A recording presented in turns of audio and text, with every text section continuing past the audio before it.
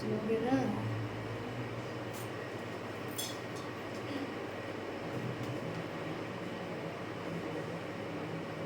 Start है मेरा। ये चैप्टर 4 है 11वीं क्लास का। चैप्टर 4 का कुछ टॉपिक है। देखिए पहला हमारा क्या है? पहला है सममिति। सममिति का मतलब होता है सेम। ठीक है, जब उसका दो पार्ट होना चाहिए ना तो दोनों सेम होना चाहिए। इसका हम डेफिनेशन भी दिए हैं यहाँ पर। जंतुओं की शारीरिक बनावट तथा अंगों के बीच ज्यामितीय संबंध, ज्यामिति यानी कि ज्योमेट्रिकल रिलेशनशिप होते हैं, जिसे सममिति कहते हैं। तो यहाँ पे कह रहे हैं कि जंतुओं के शारीरिक बनावट, यहाँ पे कह रहे हैं जंतु के यानी कि जो उसका बॉडी होता है, बॉडी का आकार जो बनावट है, उसके अंगों के बीच क्या होना चाहिए? उसके अंगों के बीच एक समान, इधर भी और इधर भी दोनों एक बराबर में होना चाहिए। इसी को कहते हैं सममिति। आया समझ में? क्लियर है? अब देखिए सममिति जो होता है वो सममिति दो प्रकार का होता है। ठीक, दो प्रकार का होता है। पहला है द्विपार्श्वीय सममिति और अरीय। तो ये जो भाग है द्विपार्श्वीय, द्विपार्श्व जो है, यहाँ पे देखिए इसका डिफिनेशन क्या करें कि ऐसे जंतु जिन्हें किसी एक अक्ष से ठीक गुजरने वाली रेखा, अब हम बना रहे हैं यहाँ पे थोड़ा सा, अब यहाँ पे हम कोई जीव बना रहे हैं। ठीक है, ये हम जीव बना रहे हैं। ये जीव है ना, इसको बोलते हैं स्टारफिश। ये स्टारफिश है। तो ये स्टारफिश है तो इसका केंद्र ये करे कि गुजरने वाली रेखा द्वारा शरीर को बाहर से दो समरूप दाएं एवं बाएं। तो यहाँ पे हम कर दिए ना, एक तरफ दाएं है, ये हो गया दाएं, इधर हो गया बाएं। तो ये जो दाएं बाएं है, तो दाएं बाएं भाग में क्या होता है? बांटा जा सकता है, यानी कि ये दो भागों में, इधर भी और इधर भी, यानी कि लेफ्ट भी और राइट भी, दो भागों में बराबर बांटा जा सकता है। उसे क्या कहते हैं? द्विपार्श्व सममिति। इतना क्लियर हुआ? समझ में आया? और इसमें कोई दिक्कत है? बोलो। अब देखिए एग्जांपल में इसमें ना मछली है, मेढक है और बहुत सारे जो आर्थ्रोपोडा के जीव है इसमें सम्मिलित है। जो आर्थ्रोपोडा के जीव है जितना, वो सम्मिलित है किसमें? द्विपार्श्व सममिति में। तो इसको हम क्या करते हैं? इसको कहीं ना कहीं दो भागों में बांटने का कार्य करते हैं। नीचे हम एग्जांपल बनाया, फिगर बनाया है। अगला आ रहा है अरीय। तो ये जो अरीय होता है ये एक अक्ष से गुजरने का काम करता है। देखिए ऐसे जंतु जिन्हें केंद्रीय अक्ष से गुजरने वाली रेखा द्वारा दो बराबर भागों में बांटा जा सकता है, उसे अरीय कहते हैं। तो ये एक अक्ष से, हम एक अक्ष यहाँ पे लिए ना, तो इस अक्ष से इधर भी बांटेंगे और जान रहे हैं दोनों, यानी कि एक ही हम अक्ष एक बिंदु लिए और बिंदु के इधर भी और यानी कि दाहिने भी और बाएं भी, दोनों तरफ बराबर भाग में अगर बांट दिए तो उसको कहते हैं अरीय सममिति। अब इसके एग्जाम्पल में है हाइड्रा, एकाइनोडर्म और टेलोफोर इत्यादि। इतना समझ में आ गया? ये सब संघ है, ये जलीय जीव है। ये जो है हाइड्रा जो है ये जलीय जीव है, लेकिन ये सब भी जलीय है, लेकिन ये क्या है? ये दोनों संघ है, एकाइनोडर्म और टेलोफोर। ठीक है, इतना क्लियर हुआ? सभी बोलो। हाँ, समझ में आया? अब देखिए एग्जाम्पल के तौर पर यहाँ पे है टिकड़ा। टिकड़ा है ना, तो ये द्विपार्श्व है। ठीक है, इसको इधर भी और इधर भी दोनों को क्या किए? एक बराबर भागों में बांटे हैं, बांटे हैं ना, तो इसी को बोलते हैं द्विपार्श्व। और जब एक बिंदु से यहाँ पे अगर हम बिंदु दे दें, यहाँ पे हम क्या करेंगे? एक बिंदु देंगे और इधर से इधर और यानी कि दाहिने और बाएं दोनों तरफ एक सेम बराबर भागों में बांटते हैं, तो उसको बोलते हैं और अरिये, अरिये ना, अक्ष से, अगर अक्ष आएगा तो उसको बोलेंगे अरिया, जब केंद्रीय आएगा तो उसको बोलेंगे सममिति। ये द्विपार्श्व व सममिति। ठीक है, आगे भी समझाते हैं। ठीक है, बाद में लिख लेना। अब देखिए यहाँ पे है, ये हम कल थ्योरी में भी देख चुके हैं, थ्योरी में भी देख चुके हैं। ये है अध्याय, टॉपिक वाइज टॉपिक पढ़ना हमको बहुत जरूरी है। जो एग्जाम में क्वेश्चन आते हैं ना, तो वो ज़्यादातर टॉपिक, यानी मान लीजिए कि जब हम टॉपिक का नाम ही नहीं जानेंगे तो क्वेश्चन को कैसे पकड़ पाएंगे। क्वेश्चन पकड़ में आएगा कि कहाँ से क्वेश्चन दिया है, किस चैप्टर से दिया है, किस टॉपिक से दिया है, नहीं आएगा ना।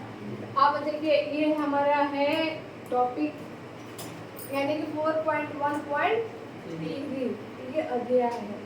तो ये द्विकोरिक तथा त्रिकोरिक। तो द्विकोरिक जैसे कि एक लेयर हुआ फिर दूसरा लेयर हुआ, तो वो आता है द्विकोरिक में। अब एक, दो और तीसरा लेयर जब आता है, अब एक हम कोई संरचना बना रहे हैं, इसको भी बांट दिए और इसको भी बांट दिए, तो ये हो गया प्राथमिक यानी कि बाह्य। ठीक है, ये हुआ बाह्य। ये जो हो गया इसका आंतरिक। ठीक, ये आंतरिक हो गया ना। और बीच वाला को कहा जाए तो बीच वाला को हम नाम क्या देंगे, मध्य, मध्य देंगे ना। तो जब ये, अब देखिए, अब यहाँ पे है बाह्य और जो आंतरिक है ये बनाता है द्विकोरिक। ठीक है, लेकिन जब ये तीनों आता है, मध्य भी उसके बीच में स्थित होता है, तो ये तीनों का नाम क्या देते हैं, त्रिकोरिक। ये संगठन समझ में आ गया नहीं ना। अब देखिए इसका डिफिनेशन कि जिस प्राणियों में, यानी कि जिस प्राणी, जंतु है ना, जंतु जलीय जीव, स्थलीय जीव, कोशिकाएं दो भ्रूणीय स्तर, क्या कर रहे हैं, दो भ्रूणीय स्तर व्यवस्थित होती है, यानी कि दो भ्रूणीय स्तर उसमें स्थित होता है। उसमें स्तर में कौन है, एक है बाह्य जिसको बोलते हैं एक्टोडर्म, तथा अंतः स्तर को क्या बोलते हैं, एंडोडर्म होते हैं। तब इसे क्या कहते हैं, द्विकोरिक कहा जाता है। आया समझ में, बाह्य को बोलते हैं एक्टोडर्म और आंतरिक को बोलते हैं एंडोडर्म। जब ये दोनों सम्मिलित होता है किसमें, एक कोशिका यानी कि जो भ्रूण है उसका दो लेयर है, एक बाह्य और एक आंतरिक, ऐसी स्थिति को करेंगे द्विकोरिक। आया समझ में सबको। अब इसके एग्जाम्पल है, एग्जाम्पल यहाँ पे दिया हुआ है, सिलेंट्रेटा और फाइलम। तो ये सिलेंट्रेटा तथा फाइलम, इससे क्या है, इसमें जो पाया जाता है अंतः स्तर जो पाया जाता है वो दो ही होता है, एक होता है बाह्य और दूसरा होता है आंतरिक। ठीक है, आगे चले। अब देखिए इसका कुछ टॉपिक और है कि वे प्राणी जिनके विकसित भ्रूण में तृतीय भ्रूणीय स्तर, कौन देखिए आ गया ना, मेसोडर्म। तो कोई भी जंतु होता है तो उसमें 3 लेयर होता है, लेकिन हमको द्विकोरिकी जो है इसमें हमको सिर्फ 2 ही लेयर पढ़ना है, लेकिन त्रिकोरिकी जो है उसमें 3 लेयर पढ़ना है। अगर मनुष्य का कहा जाए तो मनुष्य का जो त्वचा होता है, आंतरिक से लेकर के ऊपर तक जो त्वचा होता है वो 7 लेयर होता है। ठीक है, तो ये जीवों के बारे में बोल रहे हैं ना, जो जलीय होता है और जो जंतु के रूप में है। तो इसमें ये, उसमें भी ये त्रिकोरिकी का जिक्र किया है। ये थोड़ा ना बोला है कि और कोई स्तर के बारे में कहना नहीं बोला है। इसमें देखिए जब भ्रूण में तृतीय भ्रूणीय स्तर यानी कि तृतीय यानी तीसरा स्तर जब रेडी हो रहा है तो उसका नाम क्या दे दिया, मेसोडर्म होता है। तो ऐसे प्राणी को क्या कहते हैं, त्रिकोरिक। हो गया ना, आगे ना टॉपिक है, समझ में आया सबको। हाँ। इसका भी फिगर हम दिए हैं, देखिए। तो इसके एग्जांपल में आ जाएगा प्लेटी हेलमेट लीजिए, तो था कॉर्डेटा यानी कि प्लेटी हेलमेट के, ये भी क्या है, ये भी संघ है, ये भी क्या है, संघ है। पहला तो प्लेटी हेलमेट के जीव और कॉर्डेटा संघ के जीव जितना होते हैं वो द्विकोरिकी और त्रिकोरिकी लेयर का ही होते हैं। तो इसमें देखिए हम एक यहाँ पे बनाया है स्ट्रक्चर, ये द्विकोरिकी और त्रिकोरिकी को सूचित कर रहा है। तो यहाँ पे देखिए ये फर्स्ट यहाँ से लेंगे फर्स्ट सेकेंड और थर्ड। तो उल्टा करेंगे ना, ये हो गया फर्स्ट, ये हो गया सेकेंड, ये हो गया थर्ड। ये इसका आंतरिक भाग केंद्रक हो गया, ठीक है। तो ये जो एरिया है जहाँ पे कोशिका दर्शा रहा है, उस एरिया का नाम क्या दिया? बाह्य त्वचा दिया ना। अब देखिए इसका जो सेकेंड लेयर है, यानी कि ये जो भाग है जो खाली है, उसका इसका जिक्र क्या किया है? मेसोडर्म। यानी कि जो सेकेंड लेयर है वो हो गया मेसोडर्म। अब देखिए फर्स्ट और लास्ट दोनों एक जैसा है ना, समरूप है। इसमें भी कोशिका है और इसमें भी कोशिका है। इसका नाम क्या रखा है? अंतःत्वचा। ये द्विकोरिकी और त्रिकोरिकी को सूचित कर रहा है ना। और इसमें कोई दिक्कत है? अभिषेक, उसका नाम परितोष। हाँ बहुत बढ़िया रखा है, समझ में है सब हम लोग को? क्लियर? कहीं दिक्कत है तो बोलो, अभी समझा दे रहे हैं। दिक्कत नहीं, दिक्कत होना नहीं चाहिए, ठीक है। ऐसे समझाने के बाद अगर होता है माइंड क्या होता है ना, कंफ्यूज होने लगता है। हमको ये पहला बार सामने और मिल रहा है ना, तो समझ गया। अगर इस आइडिया से जो हम समझाएं उस आइडिया से तो बढ़िया है। देखिए ये छोटा छोटा टॉपिक है, 4th चैप्टर जो है वो छोटा चैप्टर है, बदला हुआ है। अब देखिए अध्याय कितना गया? 4.1.4। इसमें पढ़ना है हमको प्रगुहा, इसको बोलते हैं सीलोम। ये चैप्टर जो है वो प्राणी जगत यानी कि सारा प्राणी पर निर्भर है, ठीक। तो इसमें देखिए सीलोम में क्या क्या आ रहा है कि शरीर भित्ति, जो शरीर का भित्ति होता है, बाहरी या आंतरिक या मध्य या जो भी है, तथा आहार नाल। तो ये जब आहार नाल आ रहा है तो ये आंतरिक होना चाहिए ना। तो ये कह रहा है कि शरीर भित्ति तथा आहार नाल के बीच के खाली स्थान को शरीर गुहा यानी कि बॉडी कैविटी कहते हैं। शरीर के भित्ति और आहार नाल के बीच जो खाली एरिया बचता है उसी को बोलते हैं शरीर गुहा यानी कि बॉडी कैविटी, ठीक है। अब यहाँ कह रहे हैं कि शरीर गुहा जब मेसोडर्म यानी कि जब मिडिल पार्ट पेरिटोनियल मेम्ब्रेन द्वारा दोनों ओर से अस्तारित रहते हैं। तो अब ये दोनों तरफ से किधर? एक शरीर भित्ति की तरफ और एक आहार नाल की तरफ ना। ये दोनों तरफ क्या करते हैं? अस्तारित यानी कि स्थित होते हैं, तब इसे क्या कहते हैं? सीलोम कहते हैं। तो अब देखिए, अब यहाँ शरीर भित्ति के आहार नाल के बीच खाली था ना, तो खाली स्थान को क्या नाम दे दिया? मेसोडर्म। तो मेसोडर्म में कौन सा स्थित है? पेरिटोनियल मेम्ब्रेन, उसी का नाम क्या दे दिया? सीलोम। है समझ में? शरीर भित्ति और आहार नाल के बीच एक खाली जगह है जिसका नाम क्या है? इसका ऐसे ऑब्जेक्टिव बन सकता है कि आहार नाल और शरीर भित्ति के बीच खाली स्थान का नाम क्या है? Peritoneal membrane. इधर ईटा के तरफ चलिए, तो क्या है समझ में यहाँ पे? इस व्याय का क्वेश्चन तो बना लोगे ना। शरीर भित्ति और आहार नाल के बीच जो खाली स्थान है उसका नाम है पेरिटोनियल मेम्ब्रेन, ठीक है। अब आ रहा है कि सीलोम में एक प्रकार की तरल पदार्थ पाया जाता है। तो सीलोम में किसमें? सीलोम में तरल पदार्थ यानी कि एक द्रव्य, ठीक है। तरल पदार्थ पाया जाता है जिसका नाम देखिए, जिसका नाम क्या दे दिया? सिलोबिक। सिलोबिक है, भी है, सिलोबिक द्रव्य। जो सीलोम में एक प्रकार यानी कि एक द्रव्य यानी कि एक तरल पदार्थ जो पाया जाता है उसका नाम है सिलोबिक द्रव्य। याद रहेगा ना। इसमें सीलोम में एक तरल द्रव्य पदार्थ पाया जाता है जिसका नाम है सिलोबिक द्रव्य। ऑब्जेक्टिव इसी तरह से निकलता है और यही एग्जाम में आता है, याद हो जाएगा। आप देखिए कि सिलोबिक द्रव्य, ये जो है सिलोबिक द्रव्य देह भित्ति यानी कि बॉडी वाल, जो बॉडी होता है ना उसको बोल रहा है, तथा आहार नाल को स्वतंत्र रूप से कार्य करने की क्षमता को बढ़ाता है। कौन बढ़ाता है? सिलोबिक जो द्रव्य है, सिलोबिक द्रव्य जो है वो हमारे बॉडी में किसको, आहार नाल को स्वतंत्र रूप से, यानी कि उसमें कोई रुकावट नहीं है, स्वतंत्र रूप से क्या करते हैं, वो जो हम कार्य करते हैं ना, तो उस कार्य करने की क्षमता को बढ़ाता है। कौन? सिलोबिक द्रव्य। ऐसा समझ में आया? क्लियर?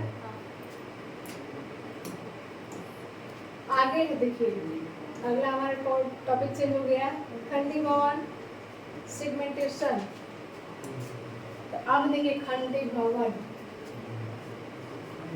ये होता है जिस कोई भी काम को एक बार करके पुनः उसको दोहराना। तो यहाँ पे देखिए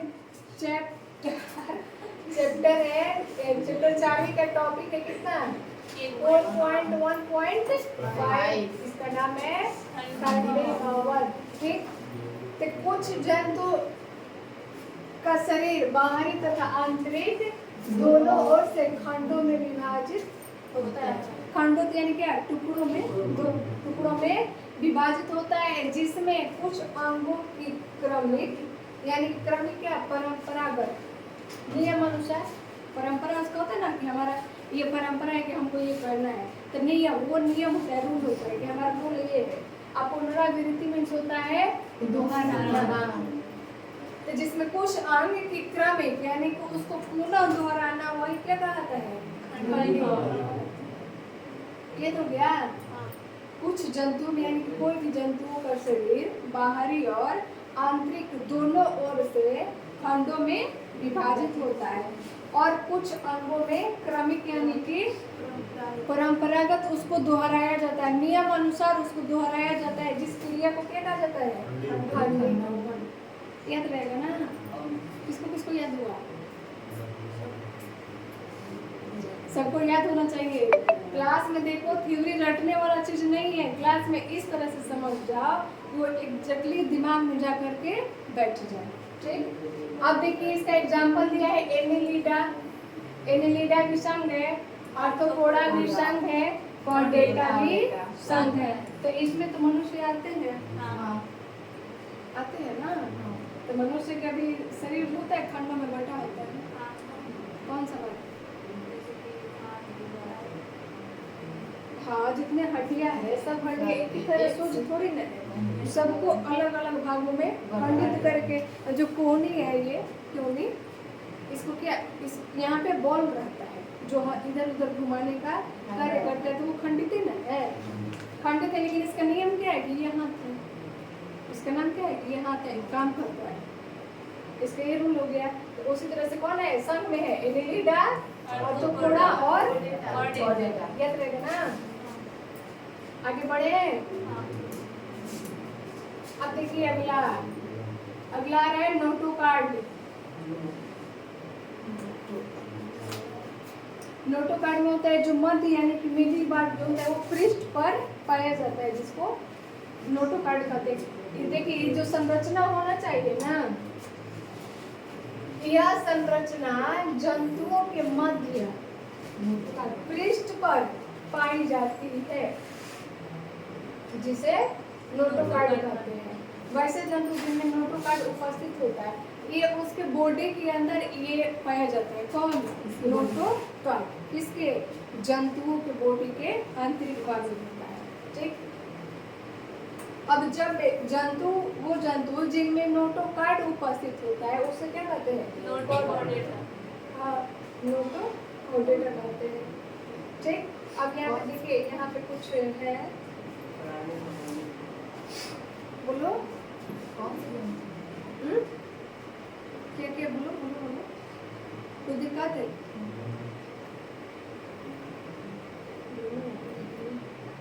अब देखिए, अब यहाँ पे दिया हुआ है कुछ वर्गीकरण है, किसका? प्राणियों का वर्गीकरण है। तो प्राणी जगत में कौन सा होना चाहिए, शरीर का जो संगठन है वो कैसा होना चाहिए, सममिति। किस सममिति में, यानी कि बॉडी वार्ड में, फाइलम यानी कि इस संघ पे होना चाहिए। तो अब यहाँ पे देखिए हमारा फर्स्ट है एनिमेलिया, एनिमेलिया जगत हम पढ़ चुके हैं ना 2 चैप्टर में। एनिमेलिया जगत, एनिमेलिया में जंतु आते हैं ना। तो अब इसका जो एनिमेलिया है, आप देखना है कि इसका जो संगठन का स्तर होता है वो कैसा होता है, कोशिकीय स्तर होते हैं, यानी कि वो कोशिकीय स्तर के होते हैं। ठीक। अब सममिति, तो ये किस सममिति में पाए जाते हैं, तो आर्य में जो एक अक्ष से गुजरता है ना, एक अक्ष से 2 बराबर भागों में गुजरता है, वो आर्य होता है। अब ये है सेल वॉल यानी कि देह गुहा, ये कैसा होना चाहिए, ये एसिलोमेट होना चाहिए। अब किस संघ में कौन कौन है, तो पोरिफेरा है, सिलेंट्रेटा है, टिनोफोरा है और एल्गेथिज। तो ये प्राणियों का वर्गीकरण है। तो ये किस में, एनिमेलिया में ना। एनिमेलिया का संघ किस किस में है, पोरिफेरा, सिलेंट्रेटा, टिनोफोरा और एल्गेथिज। ठीक। अब अगला देखो, ये होता है और ये है बहुकोशिकीय, यानी कि एक से अधिक। ठीक। तो इसमें जो कोशिका का स्तर होना चाहिए, ये होता है ऊतक और अंग से अंग होता है। कोशिका के ऊतक, ऊतक से अंग से अंग तंत्र का निर्माण करके पूरे एक बॉडी का। तो इसका संगठन बोल रहे हैं ना कि किस तरह से स्तर का सजावट करता है। ठीक। तो अब इनमें जो सममिति है वे द्विपार्श्व है। ठीक। ये कैसा है, द्विपार्श्व है। जो यानी कि सेल वाल है वो है सिलोमेट है। ठीक। अब इसमें आ रहा है, अब इसमें आ रहा है ऐसे बोल। अब देखिए एनिलिडा, एनिलिडा क्या है, संघ है ना। एनिलिडा संघ दूसरा में आ गया, आर्थ्रोपोडा संघ तीसरा में आ गया, मोलस्का चौथा में, हेमिकॉर्डेटा पांचवा में कॉर्डेटा। तो ये सब अलग अलग संघ है और किसके संघ है, बहुकोशिकीय का। इतने क्लियर हुआ, इतना में कोई दिक्कत है, खूब पानी पी लो, ज्यादा गर्म तो भी पी रहा है, पंखा में बैठिए ना ना, वो तो सबको बेंचवा को चेक करना है ना। पानी पीना चाहिए, हमको तो पी रही है, खुशी खुशी खुशी में पी रही है ना। मैं समझा रही तो खुशी में थोड़ा सा पानी ले जाए। दिखाई दे रहा है, साफ है वहाँ से। हमको कहीं कहीं छोटे छोटे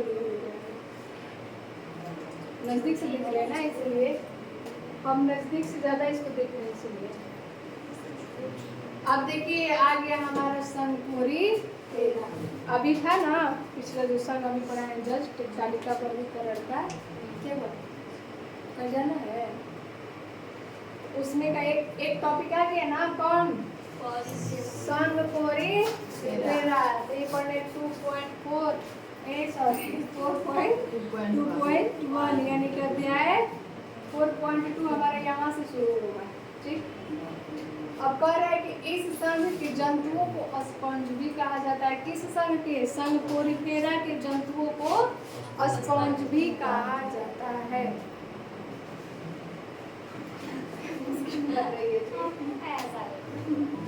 कौन सा रही है, हंसाने की कोशिश करनी है। देखो याद रहेगा ना, संघ पोरिफेरा के जंतुओं क्या बोलते हैं, स्पंज भी क्यों कहा जाता है, क्योंकि ये लचीला होते हैं। ठीक। ये जंतु अपने आधार से पौधों के समान चिपके रहते हैं। जैसे हाइड्रा है ना, हाइड्रा के देखो बोलते हैं ना कि वो समुद्री जंतु है, यानी समुद्री जीव है, लेकिन वो जाति कहा जाए तो वो जाति जंतु है, लेकिन दिखता है कैसा, पौधे की तरह दिखता है। ऐसा होता है, ऐसा होता है ना। फिर ये अपना बड़ा करेगा ना तो ये अपने जनक से अलग हो जाएगा, पुनः अपने दुनिया में बसाएगा। इस तरह से होता है। तो इसको ये दिखने में लगता है कि पौधा का जाति है, लेकिन है क्या, जंतु है। ठीक। इसीलिए कह रहा है कि पौधे के समान चिपके रहते हैं। ठीक। इनके शरीर पर छोटे छोटे छिद्र पाए जाते हैं। ठीक, अब इसका शरीर एक और होता है जी, पिग होता है ना, पिग स्वर, इसका शरीर जस्ट उसी की तरह होता है।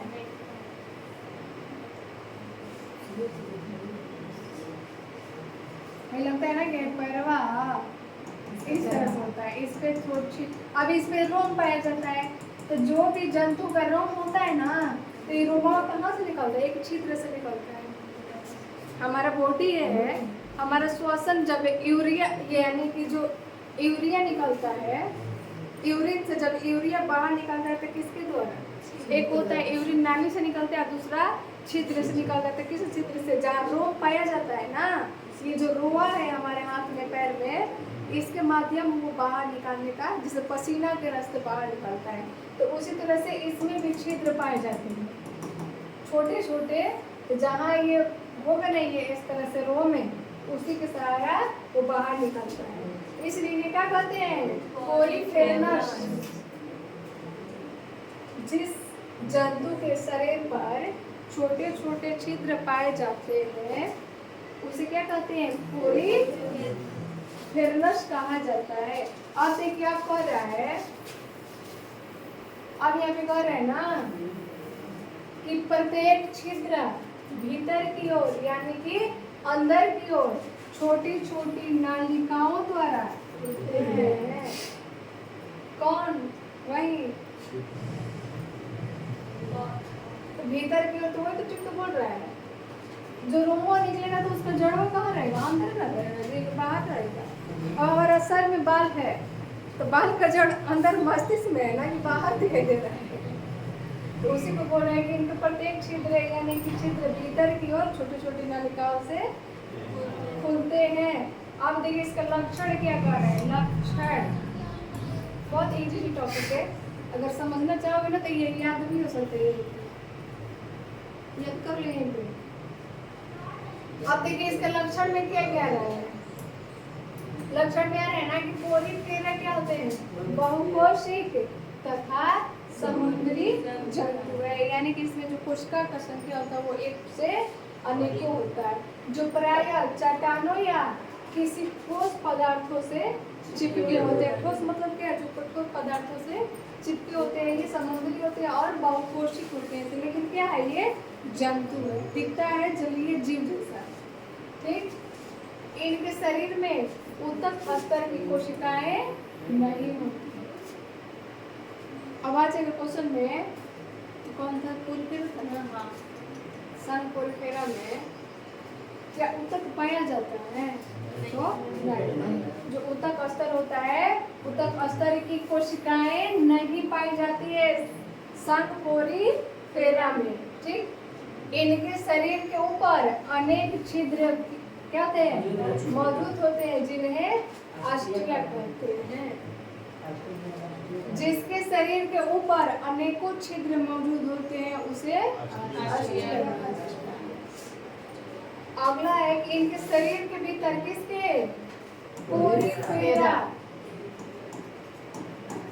कोरीफेरा ये शरीर के भीतर पाए जाने वाली गुहा, यानी कि ग्रसिका नाली को केंद्रीय गुहा या स्पंजोसिल कहते हैं। वो भी क्या होता है? वो भी लचीला।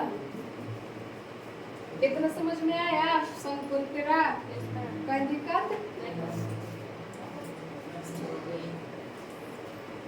क्या बोला? क्या बोलो? सिलेंट्रेटा कितना मिनट दिखा रहे थे? मिनट देखो कितना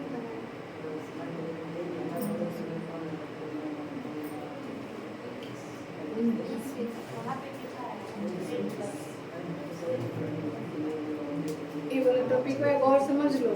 ठीक, अब देखिए, अब है अगला सन सिलेंट्रेटा। ये भी अभी जस्ट हम वर्गीकरण में पढ़े हैं, तो ये हम 4.2.2। तो इस संघ के सभी जंतु क्या होते हैं? जलीय होते हैं, जिनमें अधिकांश समुद्र में पाए जाते हैं। तो जो जंतु जलू है, सॉरी, जो सिलेंट्रेटा है, तो सिलेंट्रेटा सन के जितना जीव है वो जंतु जैसा होते हैं, लेकिन वो जलीय होते हैं। तो जब जलीय होते हो तो समुद्र में यानी कि जल में न पाए जाएंगे, और कुछ मीठे जल में भी पाए जाते हैं। यानी कि इसमें इसके कहने का मतलब ये है कि समुद्र में होते हैं लेकिन कुछ खारा पानी में और कुछ मीठा पानी में। ठीक, अब देखिए इसका लक्षण के स्तर पे दे दिया है। इनके शरीर भित्ति में 2 स्तर पाया जाता है। तो एक होता है एक्टोडर्म और दूसरा एंडोडर्म, एक बाह्य और एक आंतरिक। ठीक, तो इन दोनों में ऊतक स्तर का संगठन पाया जाता है। जो ये बाह्य और ये आंतरिक है ना, तो ये दोनों में किसमें, सम सिलेंट्रेटा में दोनों स्तरों में क्या पाया जाता है, ऊतक स्तर पाया जाता है। ठीक, अब कह रहे हैं कि जो सिलेंट्रेटा है इनके शरीर के भीतर एक ग्रशिका यानी कि गुहा पाई जाती है, जिसे सिलेंट्रॉन गुहा कहा जाता है। ये सब देखो इतना इम्पोर्टेंट है, ये तो एग्जाम में भी आएगा और दूसरा बार कि ये कंपटीशन में आएगा। ये जितना पढ़े ना 4 चैप्टर है, ये सारा कंपटीशन में आने वाला है। पैरामेडिकल जीएनएम और बीएससी नर्सिंग होता है, नीट होता है। नीट में भी ज़्यादातर इसी से क्वेश्चन किए, लेकिन अब इसको घुमा फिरा के दे देगा। जैसे एग्जाम रहेगा जितना फास्ट लेगा उसको थोड़ा सा घुमा फिरा के दे देगा। ठीक, बस लास्ट, बस लास्ट, ठीक है। अब देखो साकिटिनोफोरा समझाते रहे आप लोग, जल्दी से लिख लीजिएगा, इसको लिखने में टाइम लगेगा। ये बाएं हाथ से लिखिए ना ना, ये मेरा राइटिंग नहीं है, ये दूसरी का राइटिंग है। ये वाला अच्छा लग रहा है, ढेर तारीफ ना करेगा, ज्यादा तारीफ नहीं किसी के सामने करना जो अच्छा है वो बतलाना ही चाहिए। ज्यादा तारीफ किसी के कर दोगे ना तो वो अगला दिन से पक्का है कि वो न, मतलब कुछ कमी करेगा। अच्छा, ये पक्का है, एकदम गारंटी है। तो किसी की तारीफ देखो किसी के सामने में ही करना चाहिए। मतलब किसी के तारीफ पे अगर एक व्यक्ति का तारीफ कर रहे हो तो उस व्यक्ति के सामने नहीं करना चाहिए, दूसरे के सामने करो, तब वो दूसरे के मुंह से सुनेगा ना तो उसको अच्छा लगेगा। अब जैसे सामने कर रहे तो अच्छा नहीं लगता।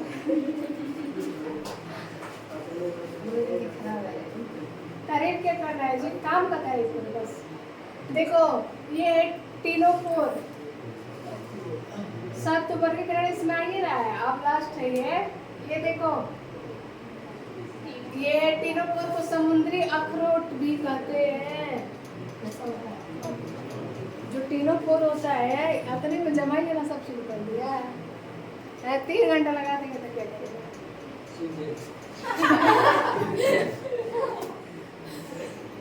जगह पे देखो टीनोफोर को समुद्री अखरोट होता है, और इसको यानी कि अखरोट भी कहते हैं और कॉम जेली भी कहते हैं। कॉम जेली किसको, टीनोफोरा को अखरोट और कॉम जेली कहते हैं। ठीक, अब ये है विशिष्ट लक्षण, थोड़ा सा नजर है। ये देखिए पहिया में है कि ये एक रूप में पाए जाने वाले द्विअरीय समूह, यानी कि द्विअरीय वाले द्विपार्श्व। इनका शरीर देखिए, यहाँ पे शरीर गलती की है। इनका शरीर कैसा होता है, गोलाकार, अंडाकार, नाशपाती नुमा। जैसे नाशपाती फल होता है ना, जैसे अमरूद होता है, तो अमरूद और नाशपाती के दोनों कहीं ना कहीं साइज एक ही होता है ना। बेलनाकार, चपटा, एकांकी, यानी कि एकांकी जैसे चपटा हो गया ना। अब कोनो चित्र बनाना है ना तो हम इसमें दूसरा नहीं जोड़ेंगे, सिर्फ अकेले ही रहेगा। ठीक है, तथा स्वतंत्र यानी कि ये आजाद है, इसमें कोई गुलामी नहीं करता है। तो ये स्वतंत्र रूप से तैरने वाले होते हैं। कौन, शाम में 3 हो। यही भगवान क्या बोलो बोलो दुख सुख बतिया रहा है ससुराल गए थे का बोलो तो लगे तो मुंह सटा सटा के बतिया रहा है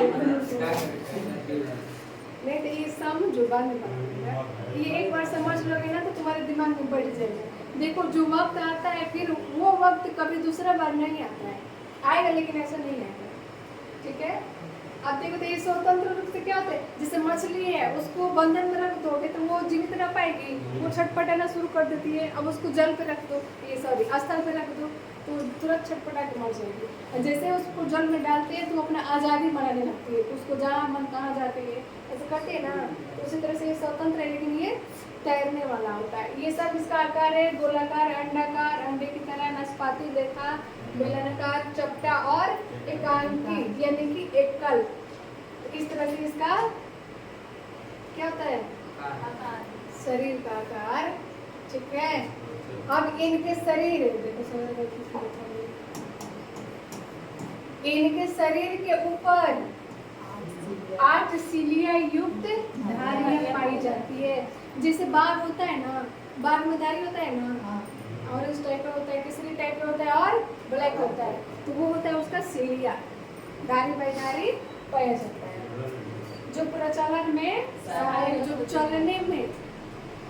चलने में उसके सहायता करता है ना बुझाई जिसको है तो पूछ के सहारे नहीं चलता है कतलों कमर से चलेगा तो बिना पूछवा तो चलेगा वो नहीं चल पाएगा ना तो वही बस लास्ट अब देखो जंतु उभयलिंगी होते हैं यानी कि उभयलिंगी क्या ये जल में और स्थल दोनों में पाए जाते हैं इनमें लैंगिक प्रजनन पाया जाता है तो लैंगिक प्रजनन जब आ गया तो इसका जीव 2 हो गए नर और एक मादा अब आ रहा है कि विकास के दरमियान एक विशेष प्रकार का लगाव बनता है विकास यानी जैसे वो आगे की तरफ वृद्धि करता है उसमें एक लगाव पाया जाता है जो पानी के धारा में बढ़ने के काम करता है जिसे सीडिफ्ट का लार्वा कहा जाता है तो जो विशेष लार्वा जो बन रहा है ना इसी का नाम ये दे दिया है सीडिफ्ट लार्वा अब एग्जांपल में है अर्मी आज इतना रहने दो और अगला जो है वो नेक्स्ट डे पढ़ाएंगे ठीक है